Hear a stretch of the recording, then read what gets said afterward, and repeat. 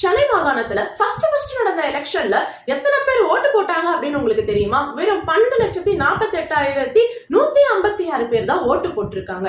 ஏன் அப்படின்னு பாத்தீங்கன்னா 1919 சட்டப்படி 1920 மദ്രാஸ் மாகாணத்துக்கு எலெக்ஷன் வைக்கிறாங்க. அப்ப இருக்கக்கூடிய அந்த மெட்ராஸ் அப்படிங்கிற ஒரு ஸ்டேட் வந்துட்டு இப்ப இருக்கக்கூடிய நம்ம சென்னை, ஆந்திரா, அப்புறம் கேரளா அண்ட் கர்நாடகால சில பகுதிகள் இது எல்லாமே சேர்த்துதான் வந்துட்டு மദ്രാஸ் மாகாணம் அப்படின்னு சொன்னாங்க.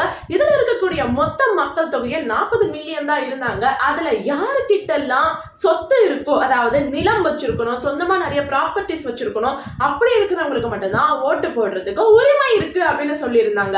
அடுத்தடுத்து வந்த தேர்தல்கள்ல தான் சில ஒரு மாற்றங்கள் முன்னேற்றங்களை வந்துட்டு கொண்டு வந்தாங்க.